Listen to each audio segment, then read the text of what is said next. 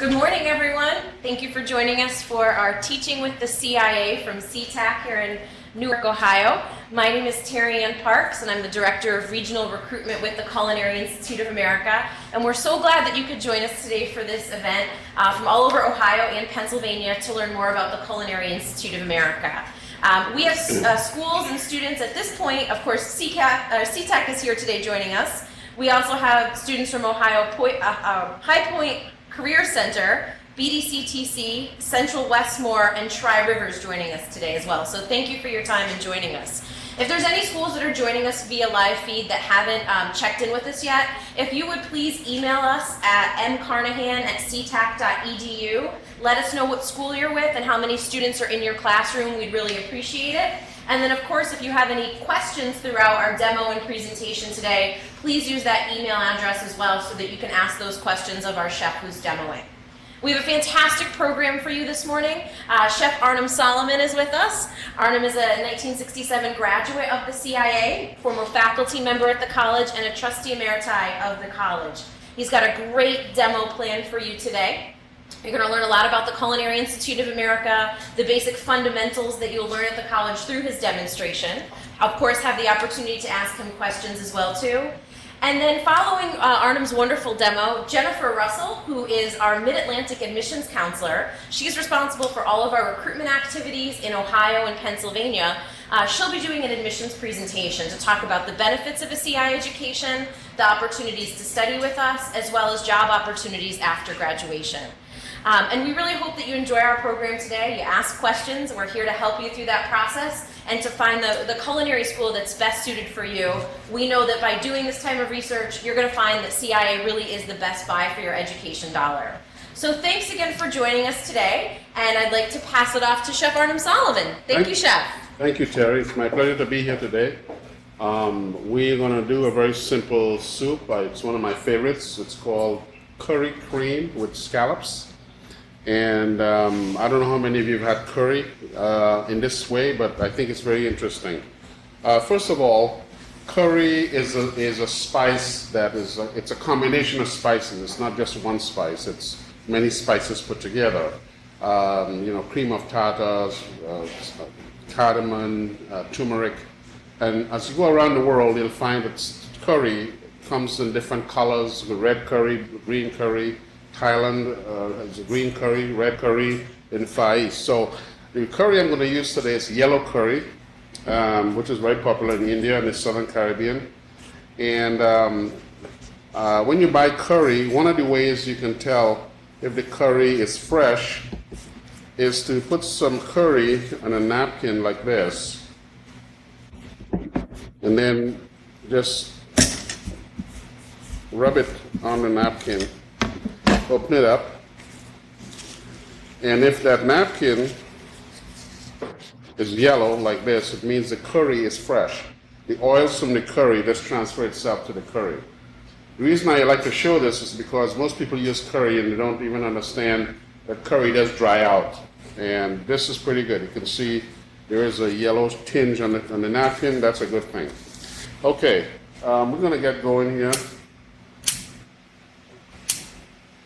And what we're going to do is my ingredients very quickly: garlic, shallots.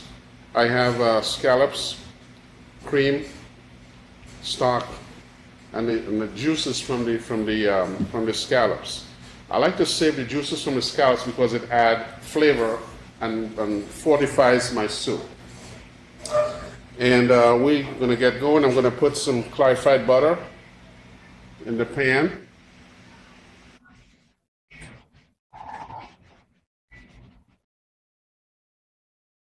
And I'm going to throw in my garlic first. And I want my garlic to start to caramelize.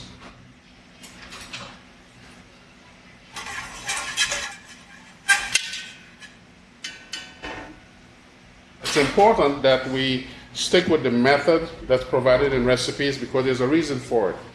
If we were to put everything in the pot all at once, we wouldn't get the effect that we want. So we want all of these ingredients, as we add them, to get to a point where the flavor is just flowing out of it, before we add the other ingredients. I usually call that my relay because it's just one thing to another, and I'll build the flavor to where I want it. So that's the reason for it. I know we sometimes get anxious to cook a meal and eat it, but you have to let it do its thing so you get the best out of it. Now, I don't know if you can hear that. It's nice and it's bubbling, and it smells very good. I'm sure most of you like garlic. I love garlic. I think it's something that adds a lot of flavor. These are shallots. They're diced, medium dice. And I'm going to throw my shallots in. Shallots is in the onion family, and it adds a nice flavor to most dishes. And I'm going to let that saute, and I want it to come to nice and translucent in there.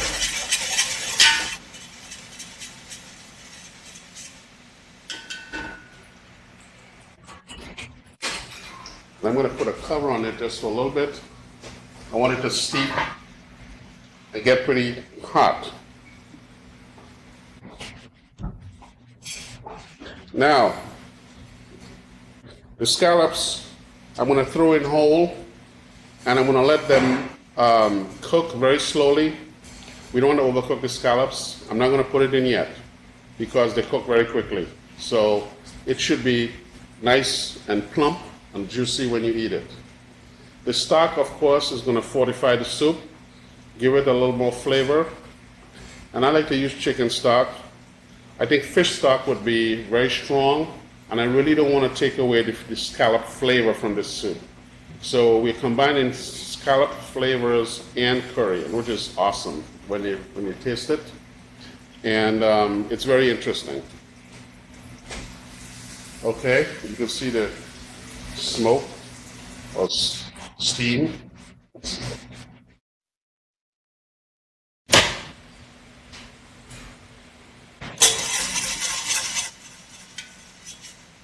You smell that? There you are. Great. Inhale.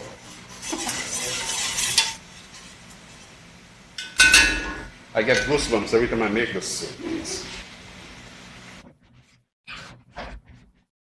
Okay, I don't want it to burn. What you do is just get it nice and translucent. So you have to keep watching it. This is a very critical period in cooking. When you start a soup or a sauce, these are the fundamental ingredients you put that's in your recipe. You want to make sure they're perfect because that sets you off right. And so you pay attention. This is not, I have a high heat right now, and that too is purposely done because I want it to get going and keep that rhythm. Something else you're going to observe, except when I throw in the cream, I'm going to try to keep the pot moving. Moving means I want to see it bubbling even though I'm adding ingredients. And I never like to stop a pot from its momentum. So you're going to observe that in a minute.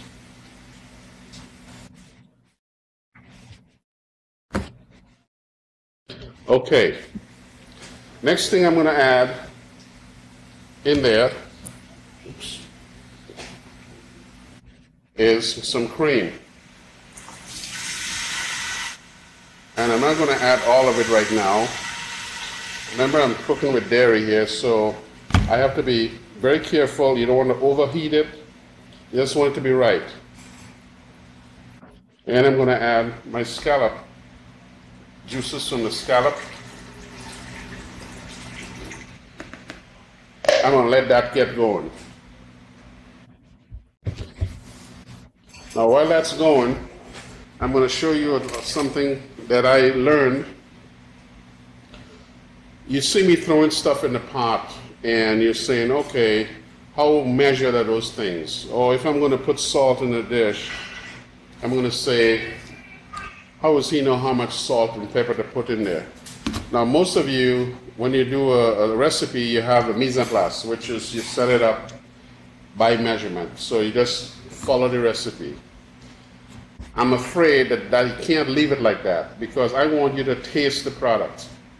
I judge ProStat and other competitions around the country, and my biggest complaint I get from you students, sometimes you don't taste the food. It's very important that you do that. And you have to learn how to get flavor and to season food. And you're not only going to have the benefit of a measuring spoon. So a technique I use when to learn this is I use a pinch. This is a pinch. This is my pinch, not yours. And I take a pinch of salt, pepper, garlic, whatever it is, and I use a teaspoon, a measuring teaspoon. And I take a pinch, I put it in a measured teaspoon. Now, I learned that one pinch from me is 1/3 of a teaspoon. So if I put this 3 times in a pot, that's how much? Almost a teaspoon, so I'm close. And that's how I do it for all granular spices and whatnot. I measure that way, so I'll do this or whatever. If I'm doing a liquid addition, a stock or whatever, I would get a cup with the measures on it, and I'll slow pour in the cup and count. I count 1, 2, 3, 4, 5, depending on where I want it, tells me how much is in there, and I learned that. So I just have, again, I can pour it over the soup or the sauce or the dish and count, and I have approximately what I have. What's good about really cooking is it's flexible, and you can be a little bit, it's adjustable. Okay? So I have my stock is going there. I'm going to get some more heat up on this burner.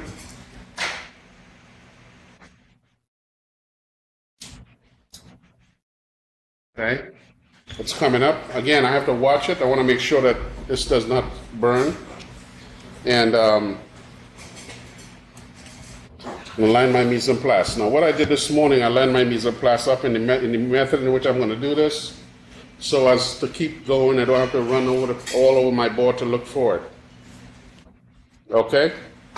Okay, so the other ingredient I have is pepper. I'm going to use black pepper today. I use black pepper sometimes for effect. You can use white pepper as well.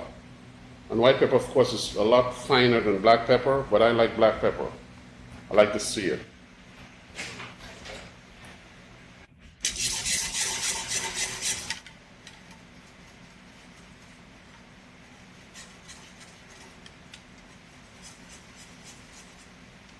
While this is coming up, do you have any questions?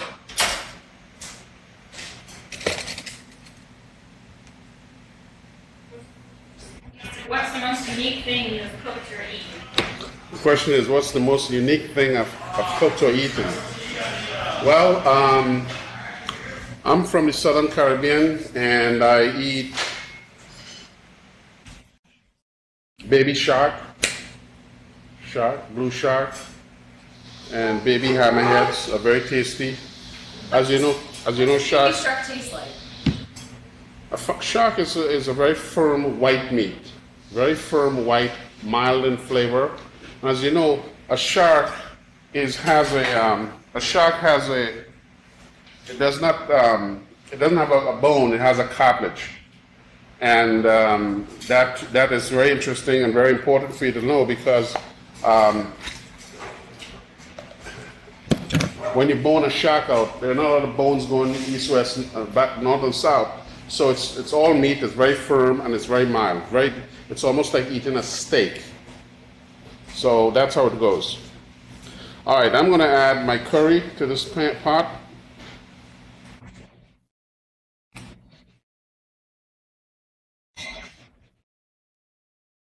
I want to stop at 5 teaspoons. I'm going to whip that in.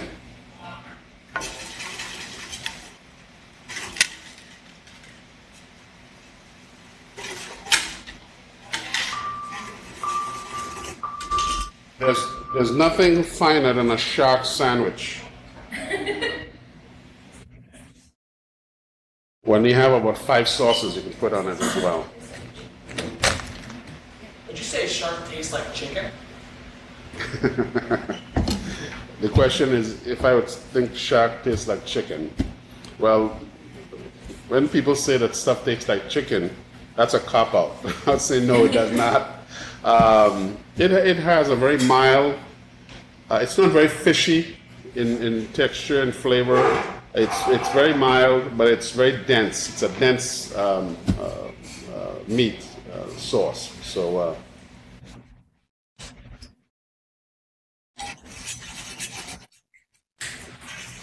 okay, let's get this heat up a little bit. Okay, I'm transitioning now from my sauce, or the base of stock for my soup, into the main event. The main event are these scallops, these fresh scallops. And these are bay scallops, they're smaller. The sea scallops are the large ones. And I'm gonna put them in right now.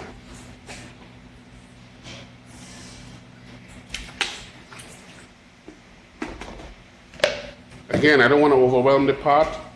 I'm trying to go very slowly. And that's not going to take long to cook. So while it's doing that, I have some more cream I'm going to add. And then I'm going to taste it. I want to test it for strength.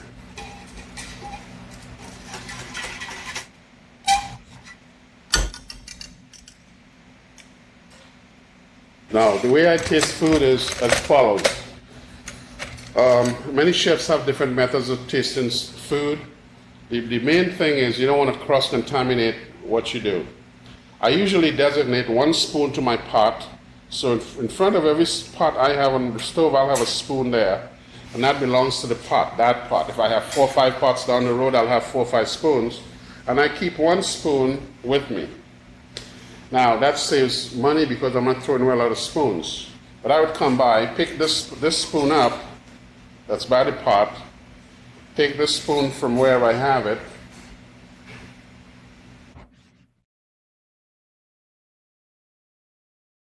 and I transfer it to here.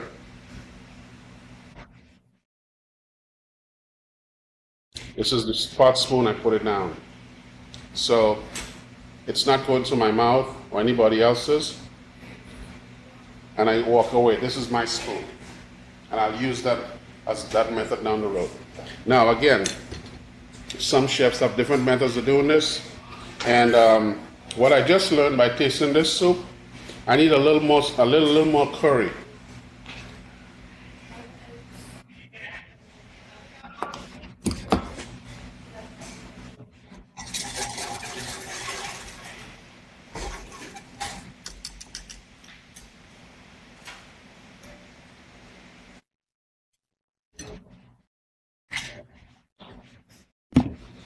I have some chicken stock. I'm going to fortify this as well. Just a little. That should be enough. And I'm going to cover that. Wait. Any questions as we go along? Can you tell us about your favorite job in the industry? My favorite job in the industry? Telling people what to do. I know I'm... That's my second.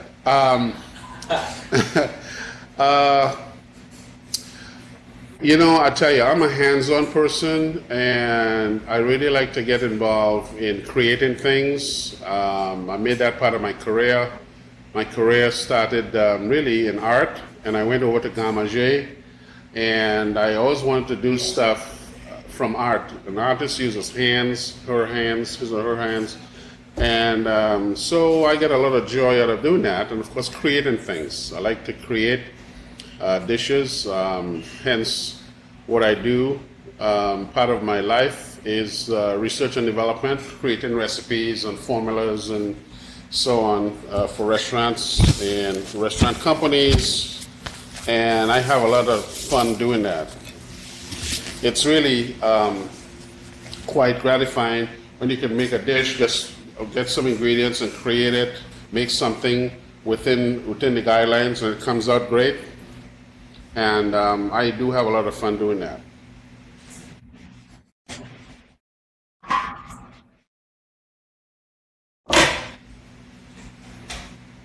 Now this is just coming up nicely.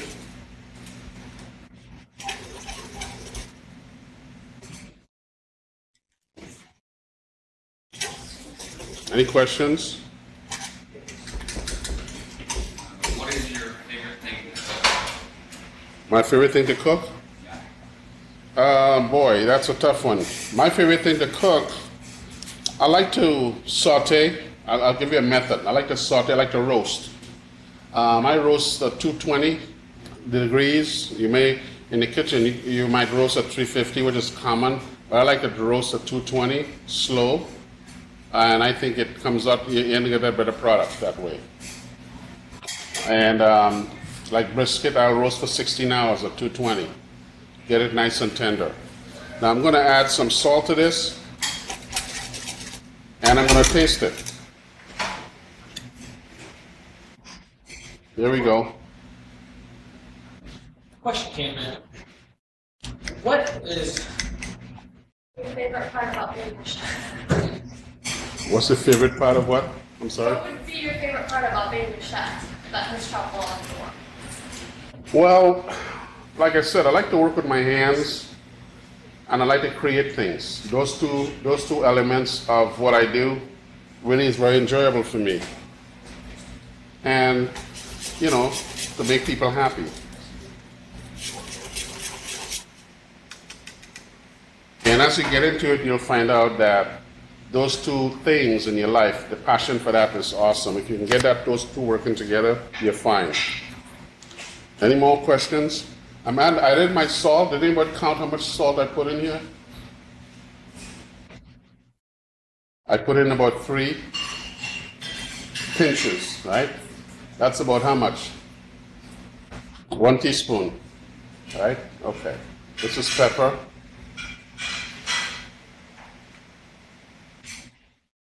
I put about the same.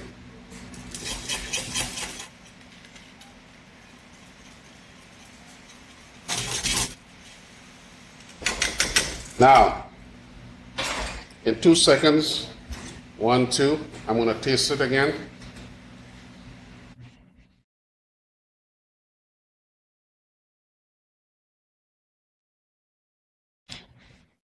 I'd like to have 2 people come up right away, real quick.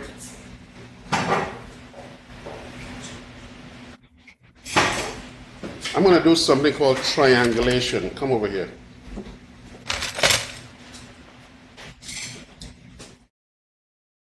What I'm going to do is give each of you a taste of this product.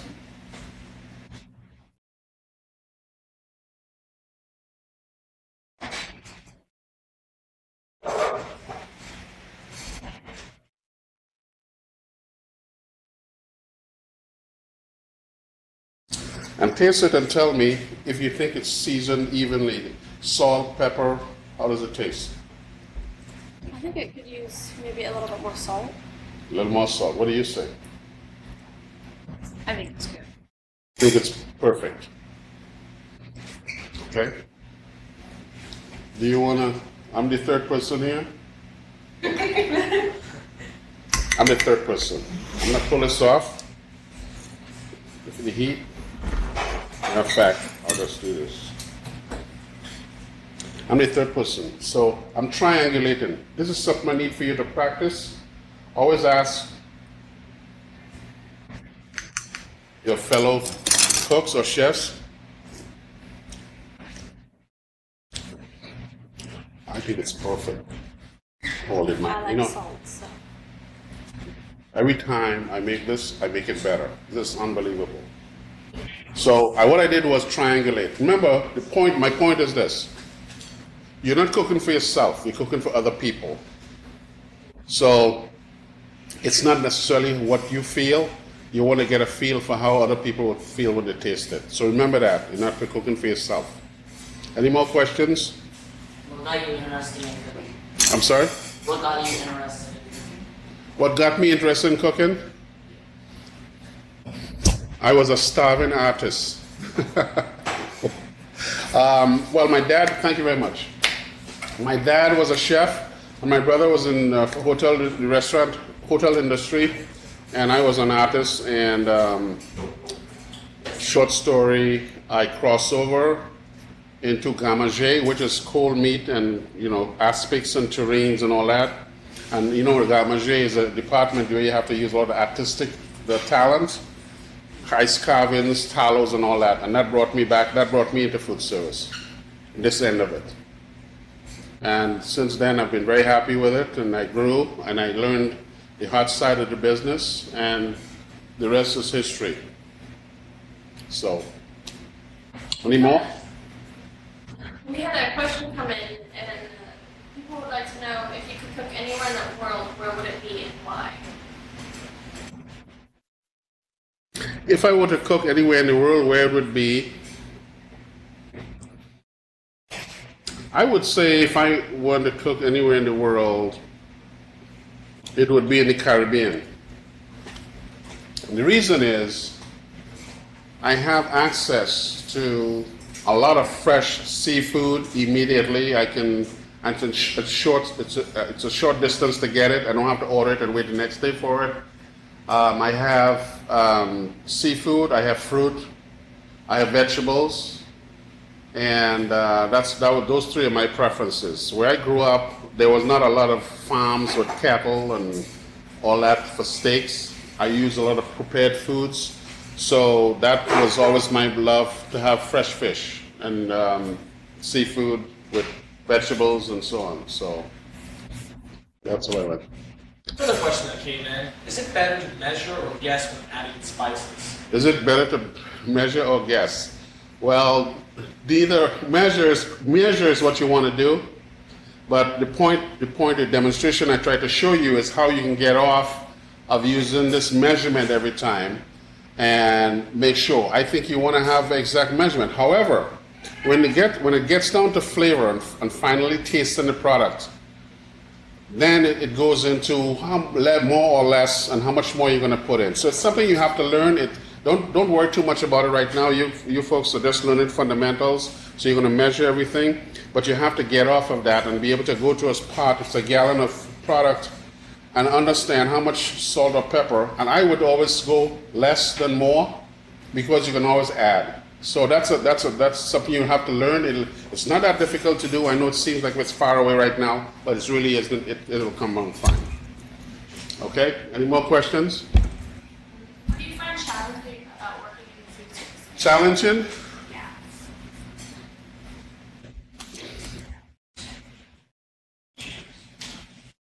Nothing. I think food service is very intense. And it gets your adrenaline going, and you have deadlines, and you have no 2 days are the same. If you want to call those challenges, fine. But, and that's what I like about it, because no 2 days are the same.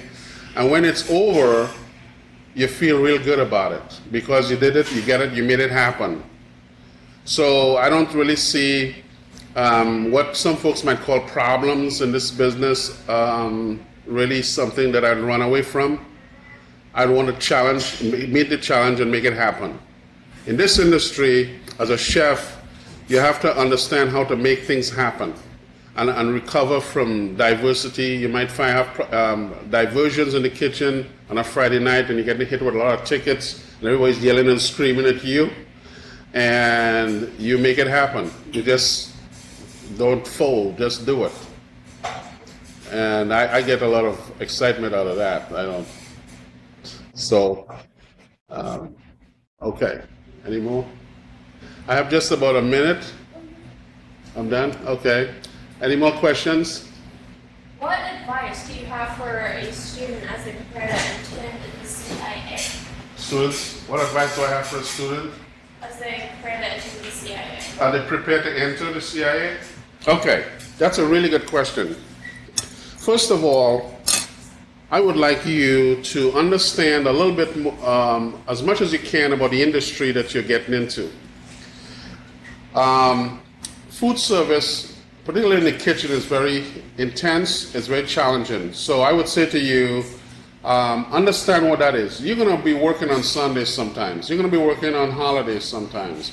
You're going to be working on days when you want to be home or out with your friends. That happens. This is the business. When do folks make most money in restaurants? Holidays, stuff like that. So you, in that choosing this industry, you're going to have to deal with that.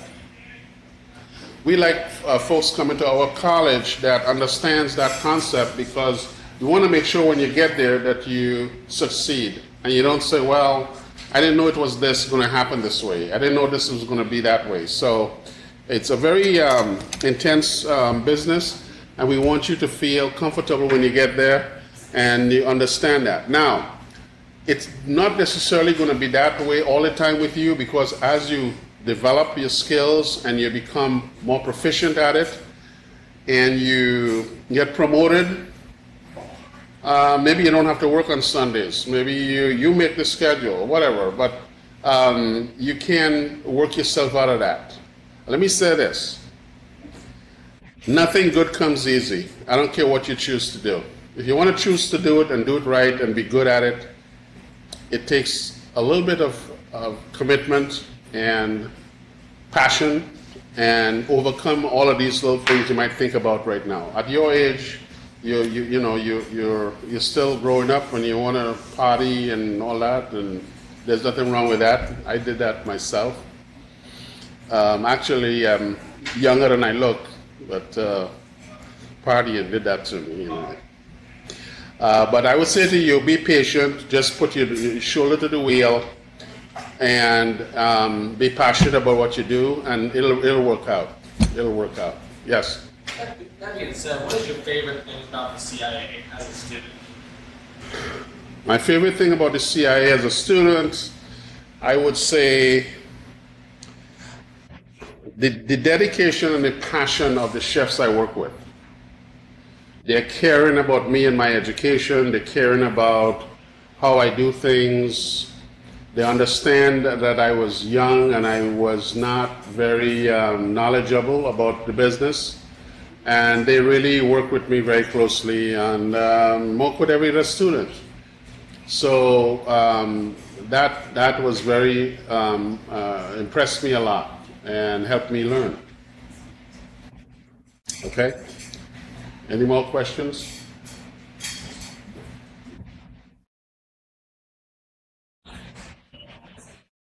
You mentioned you've worked in research and development. What companies have you worked for doing this, and what menu items have you created? Research and development. Well, gee, you only go back in history. I created a lot of recipes. I probably prefer to leave the names out, but I work with restaurants, example, in the Disney parks, developing recipes. I developed recipes for restaurants that did a lot of sandwiches and soups, and also did research and development, creating fine dining entrees for restaurants, high-end restaurants, and also ethnic cooking. I did a lot of research and development with Indian cuisine, Caribbean cuisine, French, Italian, a little bit of Swiss. I spent 5 years in Switzerland doing research and development. So I've had a quite extensive, eclectic understanding of cuisines, and had an opportunity to do research and development in food in all those areas. And by the way, what equipped me for being able to do that was my education at the CIA, because the CIA gives you a very complete, eclectic exposure to food service and the knowledge of food, and you can go into anything you want after that. I mean, when you get out of CIA, you can go manage restaurants, you can manage theme parks, you can cook, you can do all that kind of thing. We offer, of course, bachelor's degrees and associate degrees, so we're right there to give you all that support, in education. So. I just got a question, and a student once would like to know if you enjoy baking, and if so, what is your favorite thing to bake? I like to eat bacon. I enjoy baking, but like I said before, baking is an exact science. And I do respect bakers a lot, because you have to be really, in your ingredients, your yeast and all that, you have to be really on the ball, and how hot the water is when you do your yeast and all that stuff. That's exact science. And for me, I preferred to do cooking because cooking gives you a little more freedom to do things. Baking, if your formula isn't right, you're going to have a problem with if it's going to rise, if it's going to fall, if it's going to bake right, or whatever. So I don't hate baking. I have a lot of respect for bakers and what bakers do, but I just found more comfort in the cooking side of the aisle. Okay. Well, let me just dish up my dish here for you. And I wish you could taste this. It's super.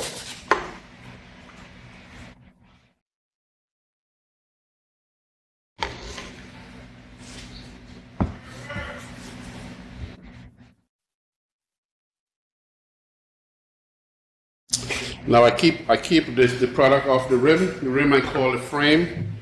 And I like to put chives in there on the top. And it already has scallops, and that is curry cream scallop. Okay, thank you very much. That looks delicious. It is Is delicious. that for me? You can have it, yes. Good for you. We're going to have you guys taste it later on, so, okay. Excellent. Thank you, Chef. Thanks so much. Again, another round of applause for Chef Solomon. Now, for those of you that are watching via live feed today, we will email this recipe out to you. Jen will send that out as a follow-up. And it smells as good as it looks. I think that you're all really going to enjoy it. So to follow up Chef's demonstration, up next we have Jennifer Russell. Jennifer is our Mid-Atlantic Admissions Counselor, and she's got a great presentation for you about the benefits of a CI education for those of you that are looking to pursue your degree at the CIA after high school. So this is Jen. Hello everyone, thank you for attending. I'm very happy to be here. Thanks again, Chef. So again, if you have any questions continuing forward about the admissions process or anything you see on the presentations, please feel free to email in. We can also get those questions answered as well. And I guess we can just get started. Switch.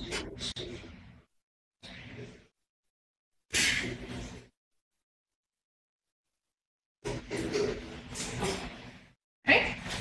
All right. Okay, so at the Culinary, food is life. So we love to just kind of talk about who we are, what we do, and where it is that we're kind of coming from. So right from the get-go, our school was started in 1946. We're the oldest, we're the top premier culinary school. We were actually, like I said, started in 1946, right outside of Yale University, in hopes that returning war veterans would be able to potentially come back home and have a place where they could go and then get a degree, potentially help them get a job. So the school took off, and they wound up having to move it right from that small campus outside of Yale right to where we are right now, which is St. Andrews on the Hudson, located right in the heart of the Hudson Valley, about an hour outside of New York City. So today I'm hoping to kind of go through a couple different things with you, different reasons, or different things about our gold standard education, our different expert faculty, excuse me, our world-class facilities, fun campus life, and outstanding career opportunities. So as you can see on the screen, there are 3 separate campuses. We do have our main campus, which is all the way to the left, and that is our Hyde Park campus. The middle campus is our Napa Valley campus, and then the one all the way to the right is our San Antonio, Texas campus, just so everybody can see. And we'll touch on how students can kind of get involved in those other campuses in a little bit. So as students are looking at colleges, you're going to hear one of 2 things. You're going to hear the for-profits and the not-for-profits, especially looking at culinary schools.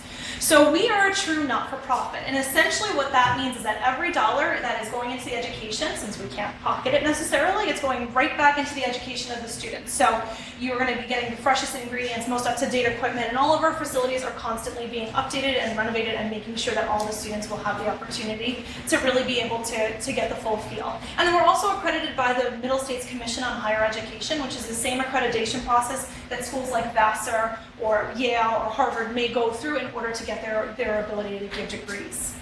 So at the Culinary, in addition to what we do, food is also discovery.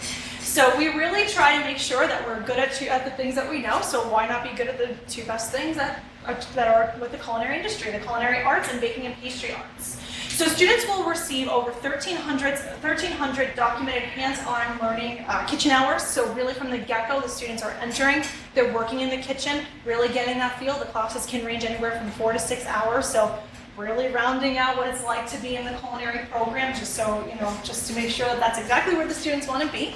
We have our world-class kitchens and bake shops, 41 to be exact, on our campus that students take classes in.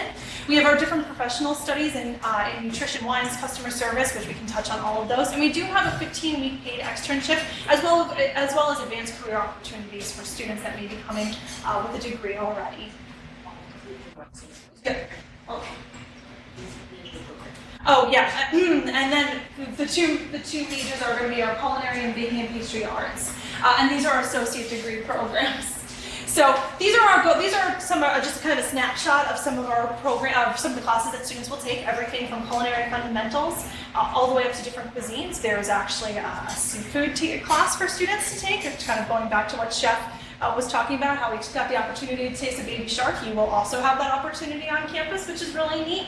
And the different cuisine classes are really dynamic. So beyond even just learning about the different cuisines that are native to that region, you're also going to learn about the history and the religious aspects that may surround a certain cuisine. So for example, you may have Indian cuisine, and in Indian cuisine, they don't cook with beef. So you're going to learn the religious reasons as to why that is.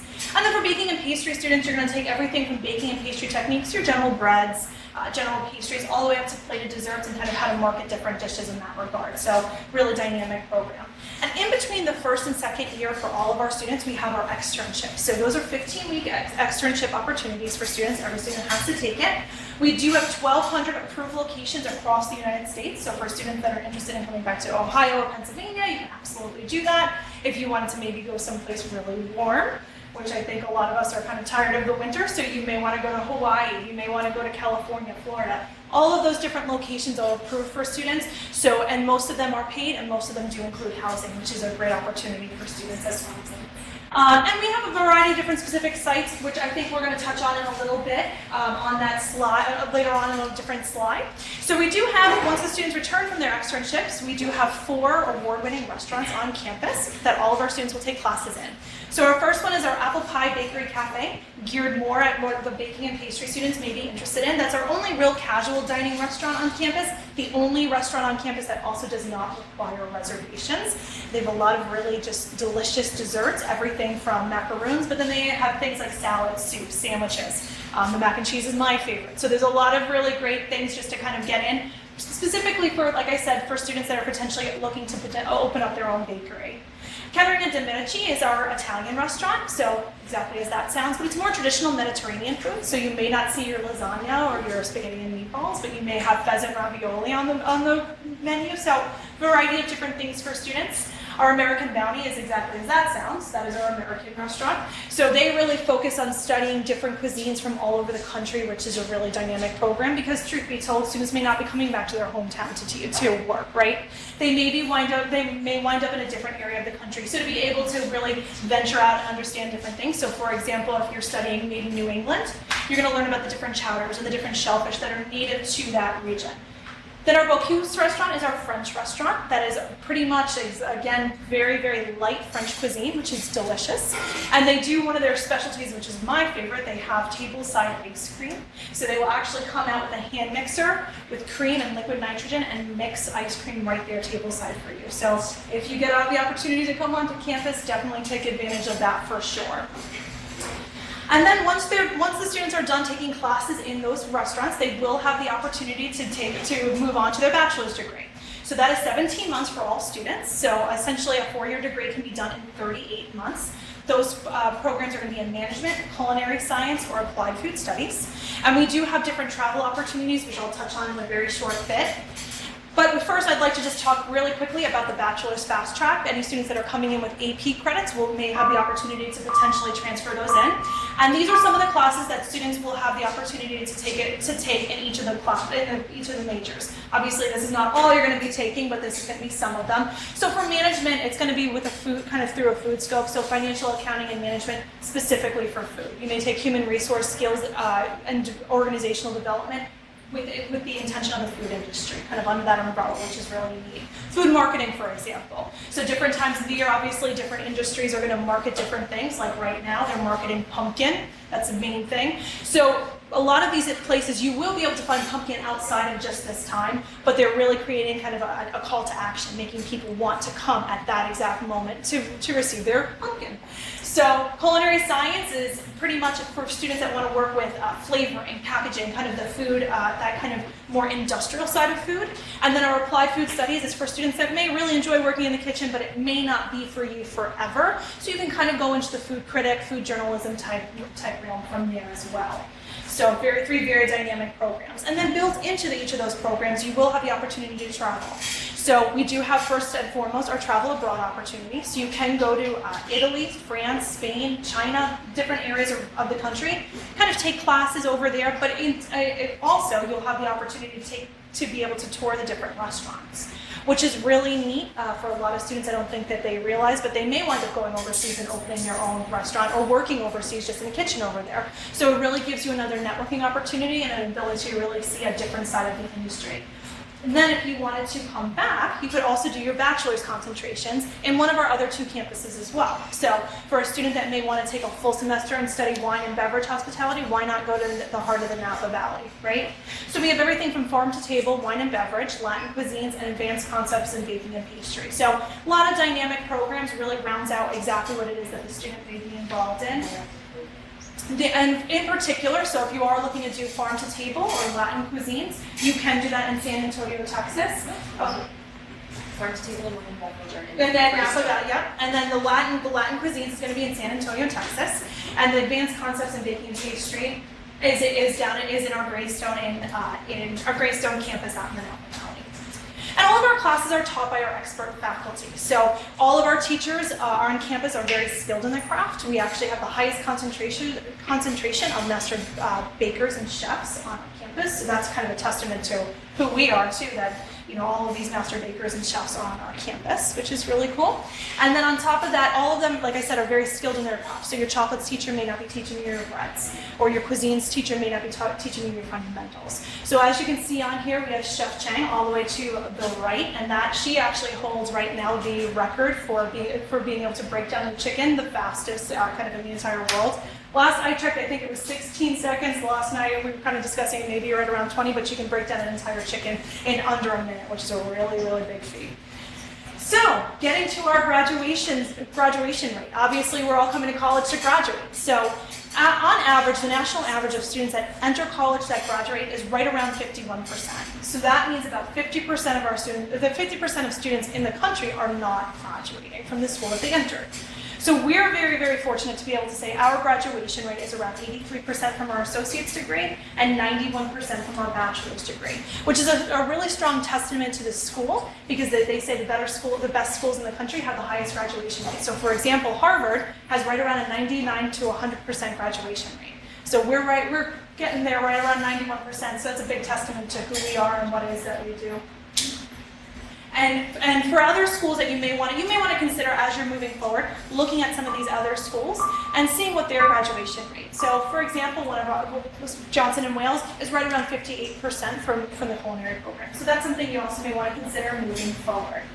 Now, in addition to what we've already discussed, food is also community at our campus. So we are a traditional four-year college.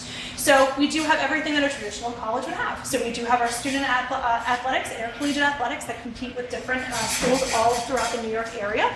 So we do have our fun campus life, which we talk about, and that's going to be anything from student activities students can get involved in. So we do have different clubs, that anything from our journal, journal, if anybody's interested in journalism maybe, or if you wanted to be a part of our Wine Lovers Club, which is for students that are 21, you can take part in that, which is really, really dynamic. But then outside of that, we also take trips to both on and off campus. They'll bring different people on, maybe like a hypnotist, magician, musician. They'll have cook-offs on campus. So that's all to kind of keep the campus, fun. But also, if you want to go off, we may take a trip down, let's say, into New York City. And you may wind up going to see the Mets or the Yankees play. But afterwards, you're going to take a tour of food operations and be able to see who's making the meals, not only just for the popcorn and the hot dogs, but also the people that are making the food for those top dollar, those people that are paying to be in the diamond box or the sky boxes, and being able to have a full meal in addition to their experience at the game, which is great. Oh, and like I said, we do have our intercollegiate athletics that students can be a part of. Anything from volleyball, basketball. We do have a variety of intramural sport or recreational sports that students can be involved in. We do have an indoor pool that students can take part in if they wanted to be a part of that as well. And then we do have a diverse student body. So we have, at any given point, we'll have all 50 states represented on campus, which is pretty cool. And then we do have 40 different countries represented on our campus as well, with a 50-50 split between male and female ratio. So something to consider as you're moving forward too. And then we have our world-class facilities. Like I said, we have our 41 kitchens and bake shops, as well as our 4 restaurants on campus. So, beyond even just taking classes, you're going to want to obviously be able to maybe study, right? Obviously, that's what you're going to school for. So, we do have, for example, the country's second largest culinary library on our campus, next to the Library of Congress. We do have a variety of dorms for students to take part in. And then we do have our new student commons, which we're currently in the process of renovating and will be open this spring. And that is going to house our new supermarket, grocery store. We're going to have a berry farm on the roof. We're going to have a brewery in there. We just finished our new fitness facility, so that's all state-of-the-art equipment. Like I said, there's an indoor pool in there. And then we're going to have a variety of different areas that students can take part in and eat or to just gather and potentially meet. So we are going to have a Black Box pop-up restaurant in there. So a variety of different areas that the students can kind of get involved in. And then we do have, obviously, once you're done having fun and enjoying your time, you're going to want to come back onto campus and rest. So we do have dorms all 4 years for students. So all students can live on campus. They can have their cars on campus if you choose. All of our dorms have free air conditioning, heating, nothing additional there, free Wi-Fi, television, phone, and we do have coinless laundry. In addition, all of our dorms also have kitchens in them. So to really be able to allow you to practice your craft outside of the classroom as well. And at the Culinary, food is also opportunity. So obviously everybody's coming to college because they want to be able to figure out what they're doing and where they're going. So just to give everybody a snapshot of anybody that maybe I don't know if I want to do the culinary industry, is this really for me? These are just some quick facts just about the industry as a whole. Consumers spend about 49 cents of every food dollar in restaurants. So that means about 50% of every dollar is going back into the pocket of the restaurant owners, the chefs, and the different staff that's working at the restaurant. And this is something that they're anticipating a 10% job growth in this as well. So that's something to consider too as you're moving forward in kind of deciding, is this really right for me? With an economy that can be very, very rocky, this is something that is very stable and it's not going anywhere. We all need to eat, right? So why not be able to be a part of something like that?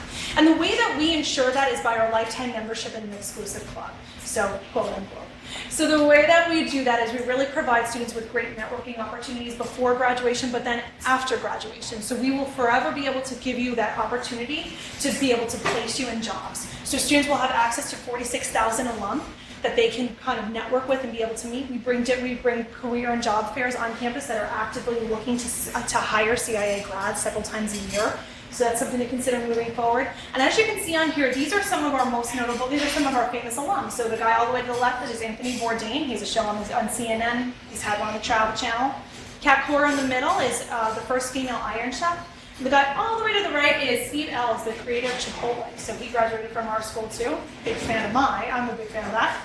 And these are some of the places that both our students will do externships, but also where a lot of our graduates will wind up finding themselves. So as you can see on here, for example, you'll see Google. We actually have a student out there right now doing her externship in Google in San Diego, but she's not answering questions behind the computer. She's actually preparing meals for all of the employees. Breakfast, lunch, and dinner is something that Google promises to all of their employees, and it's full culinary creations. As you can see on here, Hershey's is on here. So the CIA grads will work everywhere from kind of doing the food science behind the industry of Hershey, but also on top of that, being able to work in the different restaurants that kind of encompass the Hershey environment, Hershey complex rather, and then also their concert venues. Just to give you all. So, just moving forward, if anybody has any specific questions about that, you can always ask and let me know. Oh, and on top of that, we do have a very notable local alum that has kind of come out of the Ohio area. Cameron Mitchell, famous for Ocean Prime, Martini Modern. If anybody's been to any of the different restaurants within the Columbus area, Hudson 29, there's a variety of different restaurants that he's kind of founded. So he's also a graduate of the Culinary. He graduated in 1986, so also a real big feat for us, which is great. And then obviously you want to apply, right? We all want to go to the Culinary. So we offer 16 entry dates for students throughout the course of the year. Summer, fall dates are for traditional age students. We do have winter, spring dates for non-traditional age students. So those dates really wind up at least one a month, sometimes certain months where there'll be two, just to give everybody an idea. And then obviously when you apply, we do need a few things to make sure you can come in. So we do have we're going to need your application, your essay, which will be prompted on your actual application.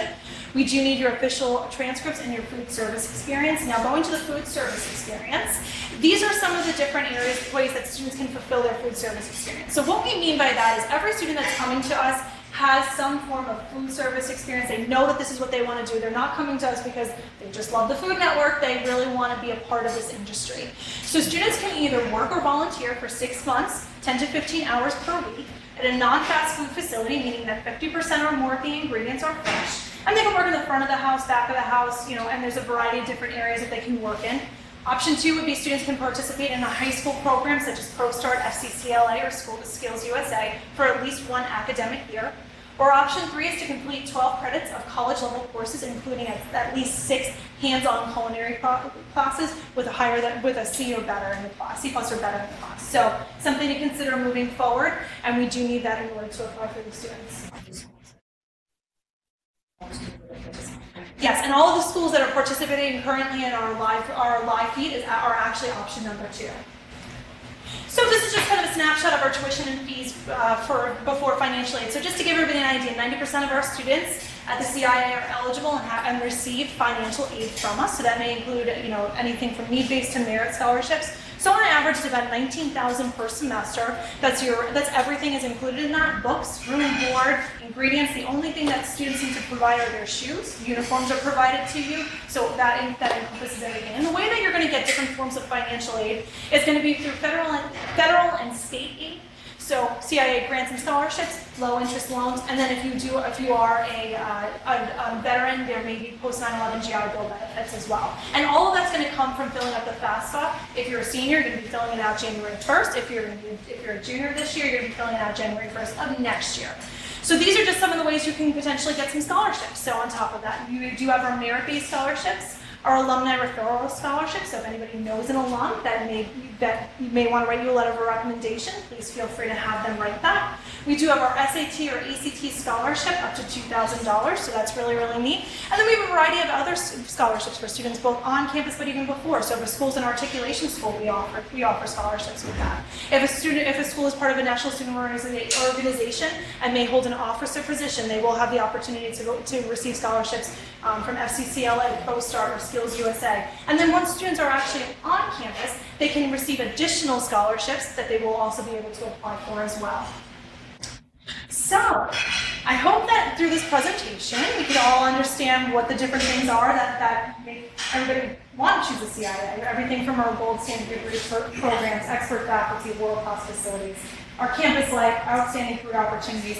But on top of that, it really is a place where all the doors will open for you. And I think a lot of students can attest to it once they're on campus, how many doors really have opened and how many places that they have gone, which they never thought they would have been able to go and probably never would have been able to go had the CIA not been there to help them out.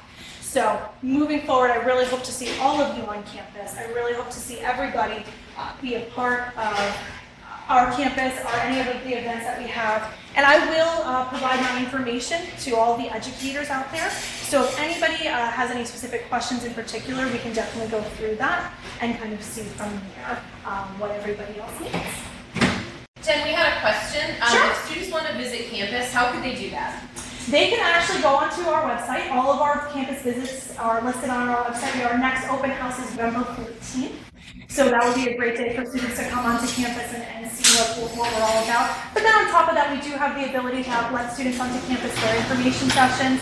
And we always recommend calling before they come. Obviously, for most of our students that come, most of the students that are tuning in today, you are coming from a little bit of a distance. So we want to make sure that we can accommodate you, that we can give you a tour, that you will be able to see everything that you want to see. So definitely give us a call. You can just call the admissions office directly, or like I said, I'll provide my information, and you can always just let me know as well. In addition, for any students that are watching today that are seniors, we do have a promotion right now called our Senior Edge. So what that basically will do is that's going to waive the application fee. That's going to provide a $100 gift card to all of to any student that applies through that. And we are going to do free financial aid counseling. The only hang up, you do have to make sure everything is in by November 1st, all of your application materials. So we can go through that as well. So, any other questions? Oh. So, all right. Well, I think that you want me to go grab shot. You're not. Yeah. No, I'm saying because you can. I'll go. Okay. So we're just going to get Chef back so we can say thank you to him and goodbye. But as Jen had mentioned, you have some great opportunities to come and visit us on campus at the CIA. You can find all of that out by visiting us at ciachef.edu. We strongly encourage you to do that, to submit your inquiry, to learn more about the CIA so we can send you some more information about events in your area and how to apply to CIA. You could also find our application online that way as well too. Jen's putting up our Senior Edge code for you right now, which is actually SREDGE14, and that will waive students' $50 application fee if they apply prior to November the 1st. Now we've had a fantastic program today. Chefs, if you would just come join me, so our viewers can see you. This is Chef Mike Carnahan. He's the chef instructor here at C-TEC, and he has been just fantastic with helping to plan this program. So thank you for all that you have done here. Thank you to you and your students for helping with all the prep work, and thank you so much to the, I had to write this down, digital design, interactive media students and department here at C-TEC as well. You all have been phenomenal with taping this program for us, and then of course assisting with the live feed as well too. So thank you guys very, very much. It's our pleasure. Thanks for having us today. Thank you. And thank you also to Chef Solomon for his awesome demo, and Jen as well for that great admissions presentation so you could all learn a little bit more about CIA. Jen will be in touch with all of you via email to distribute Chef's recipe and also some more information about applying to CIA and coming to visit you personally out at your schools as well too. So thank you all for joining us today. Again, visit us online at ciachef.edu and have a great rest of the day. Thank you. Thank you both. Thank you.